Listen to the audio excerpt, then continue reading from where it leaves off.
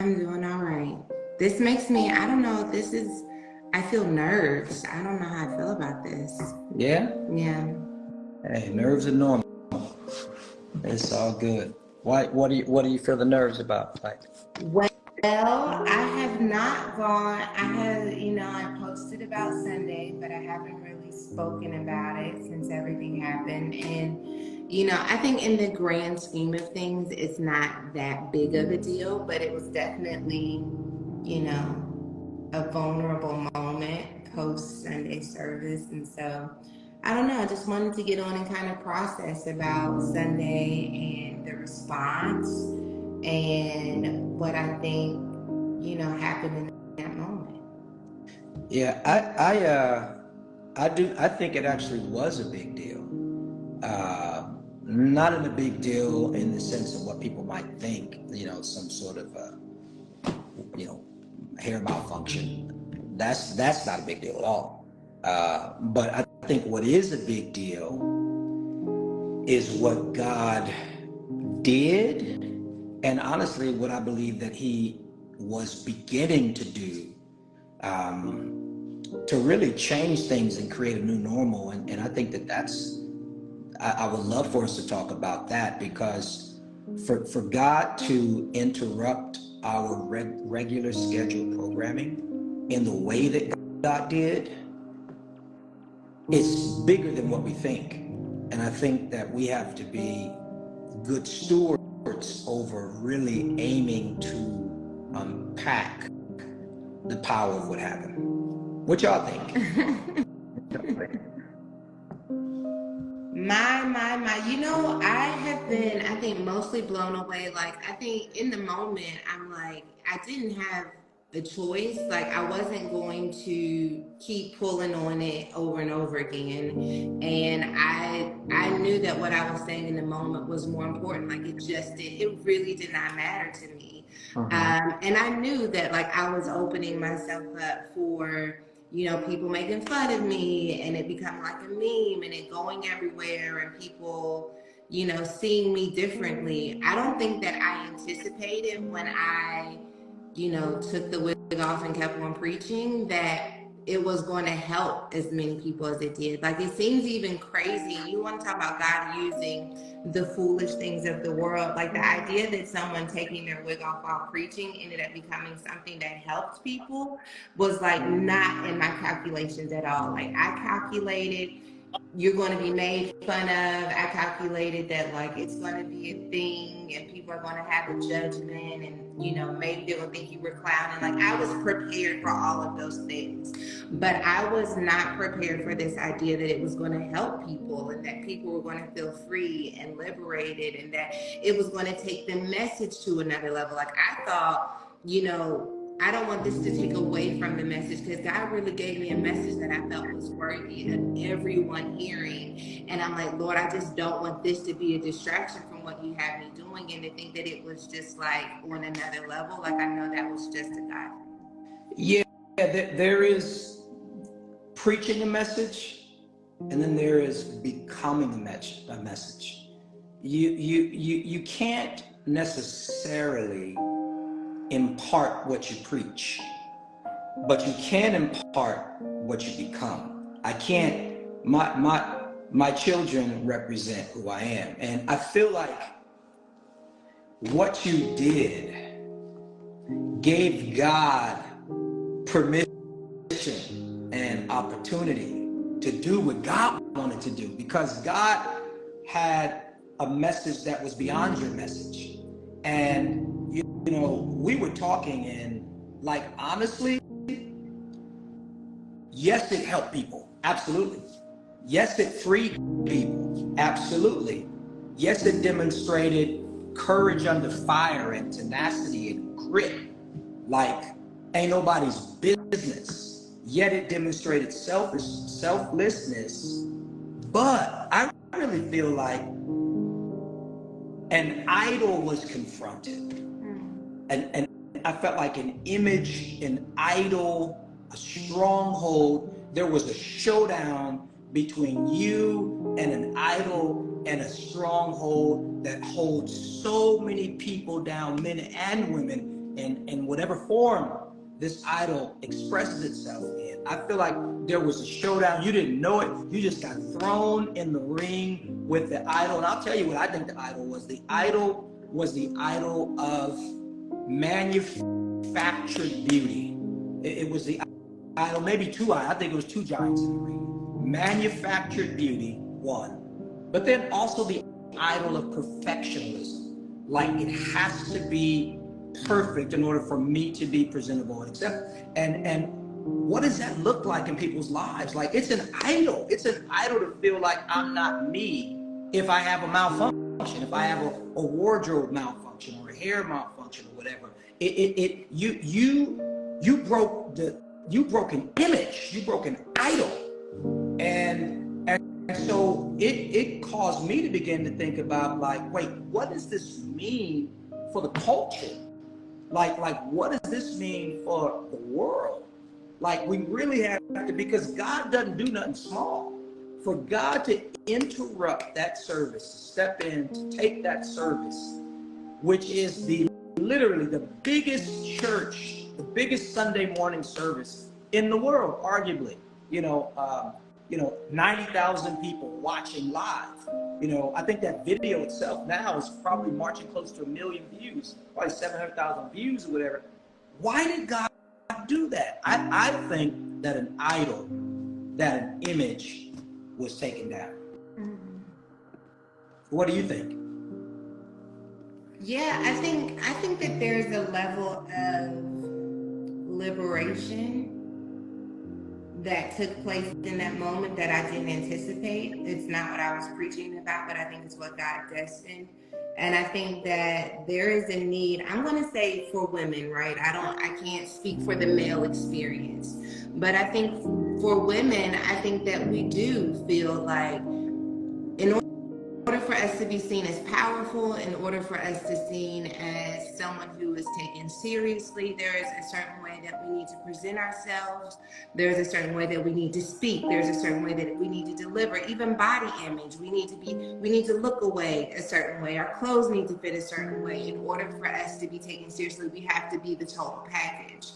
And I think for me, what I have had to learn, this is not something that I have always innately had, is that like the total package isn't about a perfect past. The total package isn't about having the pedigree and the right degrees. The total package is about your heart posture towards God and how God is able to partner with you in the earth. And I like getting dressed up. I have always liked it since I was a little girl. Like I like getting dressed up. I like, showing up as the best version of myself and having fun while doing it. But at the end of the day, I have worked really, really hard to undo the idea that my worth is connected to my body, my family, my, platform. Like I really like who I am. I really do. I like her.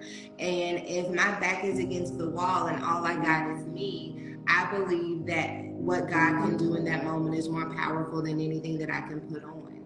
And so me showing up as myself, did it require vulnerability? For sure.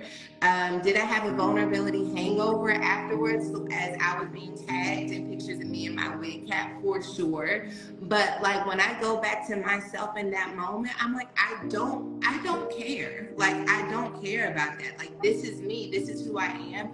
And God has really given me something to say that has nothing to do with what I have on. So like whether I have it on, or whether my hair is done, whether I'm dressed to the nines or not, like if God gives me something to say, I'm going to release it in the moment. And it may be funny to somebody, and it may be the laugh of a lifetime for someone else. But let me tell you one thing for sure is I know that it's come from God, and I'm going to release it in the earth. And so, I think it gave people permission to really be liberated from the idea of putting on to be perfect instead of resting in their authenticity and believing that that's enough. Baby, when I think about your life and I think about your calling, and God truly has called you to be a champion, truly like a champion in the earth. And you think about, one of the reasons why David was so beloved was because he was a champion. Goliath was taunting Israel, and David was like, "Who are you, you uncircumcised Philistine?" He had this courage and this boldness, and I think that you represent, especially for women, but I think for some men too. I think that you represent what people want to be but don't know how to be. We got memes all day long, and believe it's not about what you wear, or it's not about how my value is, and all that kind of stuff. But who really walks in it?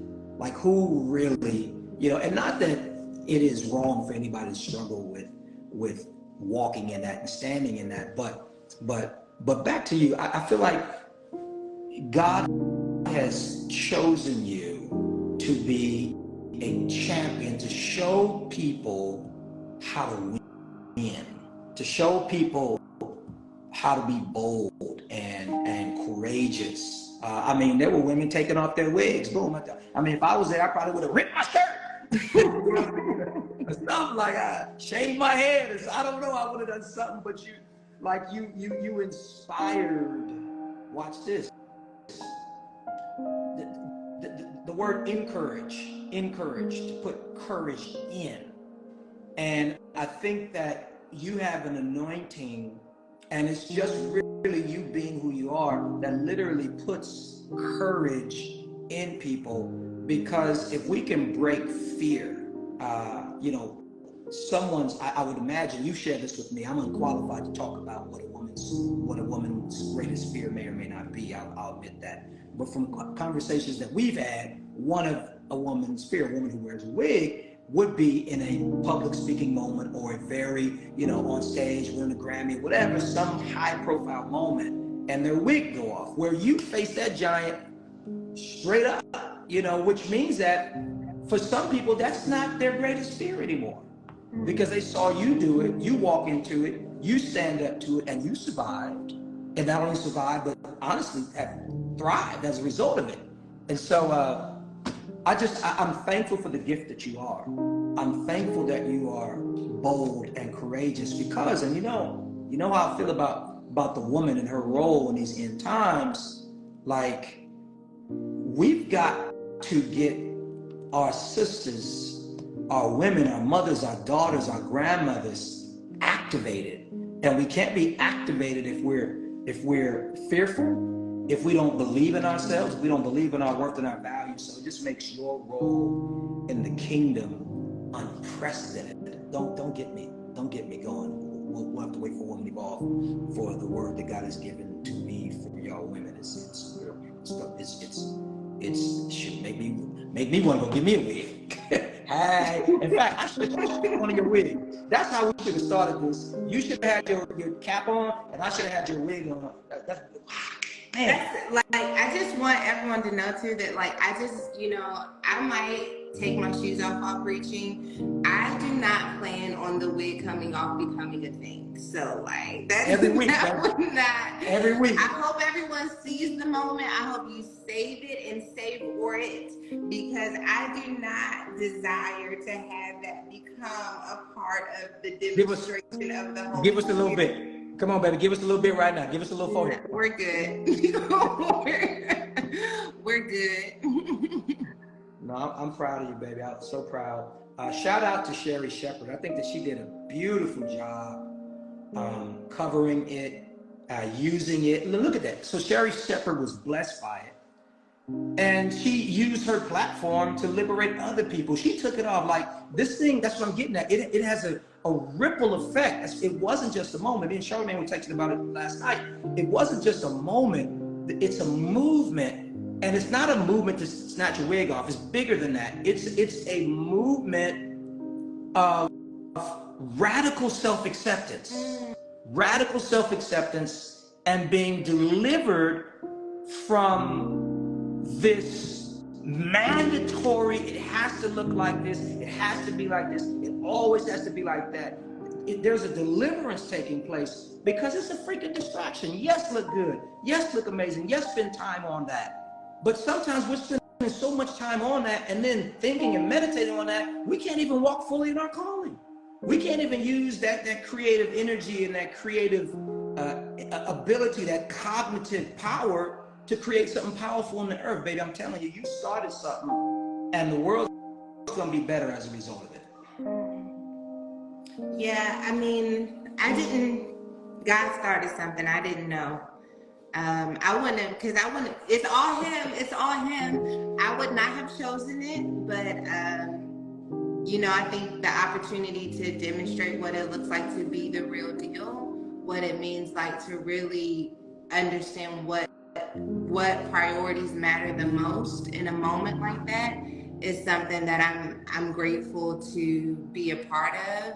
But you know, babe, I was thinking that like I walked around that church like 13 and pregnant. Like I got divorced and came back to that church and walked around after having gone to CPS to defend the right to keep my kids. Like I have experienced things that really shape your belief in self, your belief in God's ability to use you, and your ability to be confident. Like my confidence has been attacked since I was a kid, with real stuff. And I worked hard to trust what God says about me. Like I worked hard to really believe that I was fearfully and wonderfully made in spite of what decisions I made. I worked hard to believe that no weapon formed against me will prosper. Like those aren't just things that I say. Like I worked hard to believe in God for those things and to trust God. Like my wig falling off, if that's the worst thing that ever happened to me in my entire life, then my life would be easy. But I've been in some stuff.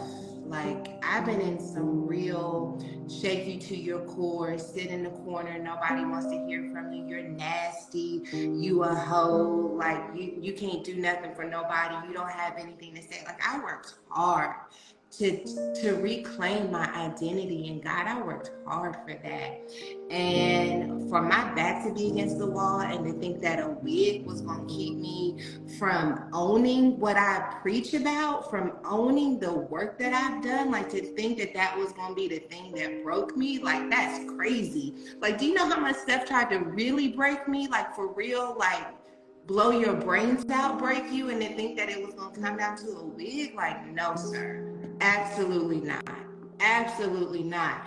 And I want women to take seriously what they have overcome, not in a way that makes them feel shame, not in a way that makes them feel less than, but in a way that makes them realize that if God has kept you and God has preserved you, then maybe, just maybe, God really believes in what's possible as it relates to you taking everything that the enemy meant for evil and seeing that God meant it for good. Like maybe he's serious about you, and maybe that's why you have been preserved, and maybe that's why you've been protected. And so if you can look at what you've gone through and say, I survived. Hey, limping for sure, wounded, scarred, bruised, absolutely, but I'm still here. And if I'm still here, maybe I should take myself seriously too. Maybe I shouldn't see myself as superficial. Maybe I shouldn't see myself as so fragile that I can't show up in the very life that I have been ordained to live. Like I believe that I am called to preach this gospel for a generation that felt unheard and unseen. I believe I'm called to preach this gospel, and I take that thing seriously. And it shouldn't be me. There should be other people more qualified, other people more eloquent, other people who get it better than I do. But this is what God is using. And I'm committed to not letting God down or choosing myself over him. You're so humble. I'm not, what? What? No, you are. You're so humble. I wish you could see you the way I see you. What? No, I see you. I've always seen you, but I wish it is at the very minimum what you just described. At the very minimum, and maybe it's good. Maybe God hides the fullness of who a person is from that person to keep them in a humble place. But you're more than a preacher. You are God's revolution. You are God's revolution to bring about the full expression of God's image. Without the woman being, we've seen the power and the glory of the man, hallelujah. And we thank God for the man, but we haven't seen the full glory and the full power of the woman of God. We've seen the full power and the full, I shouldn't say full, but we have a healthy representation of the man of God, but the woman of God, we haven't seen her fully yet. And so you're more than a preacher. You're an activator. God has anointed you to be an activator of what I believe is one of the final pushes of the Spirit, and that is to bring the woman into her rightful place, rightful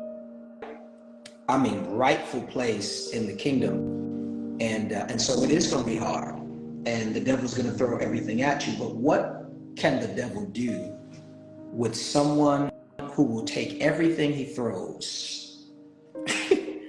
and throw it right back through him and cause it to be, you talk about lemon and lemonade, but what can the devil do to a person who will take whatever he throws and sling it right back at him and keep on going?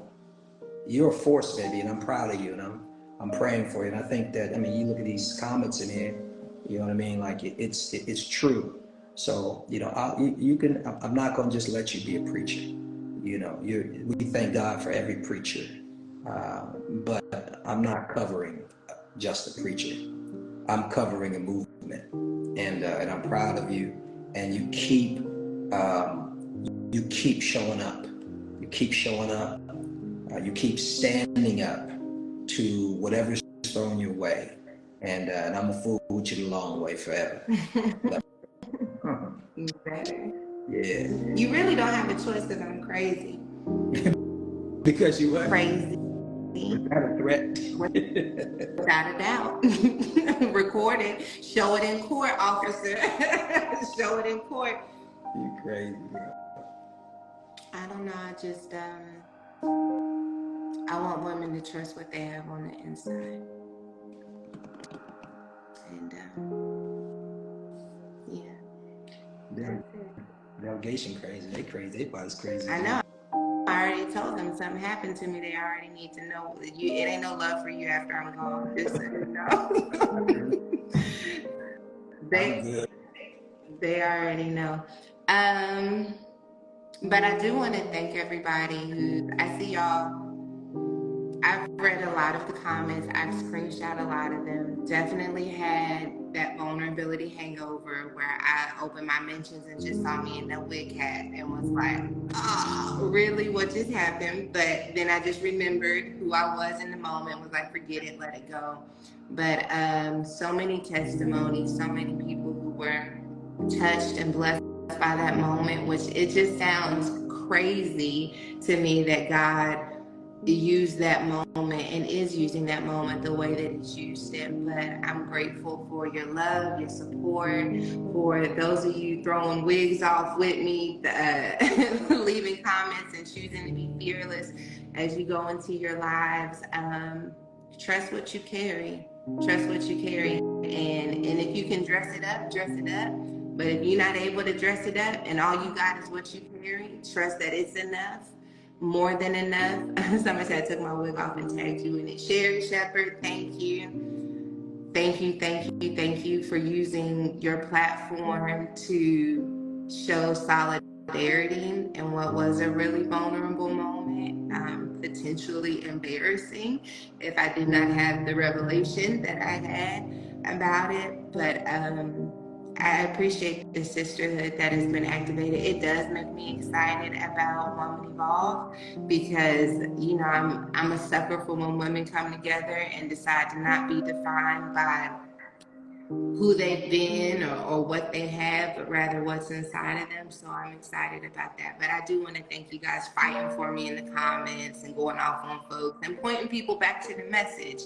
So a lot of people went on the message and was like, I came to see that wig slip and now I'm crying. Came to see that wig slip, but God is speaking to me. So I'm grateful.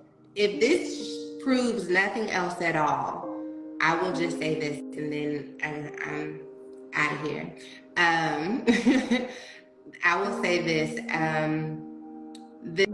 The very statement that like God is using the fact that I took my wig off to help free hundreds of thousands of people is a testament to what God can do with something that doesn't seem important. And if you're watching this and you have an idea, you have a gift, you have a talent, you have a call, and it just doesn't seem important, trust it. Trust what God can do with it. Trust what can happen as you lean into it. And as you lean into it, just know that God, whatever God's going to do with it, God's going to be responsible for the results. You're just responsible for the obedience. And I love you. And that's it.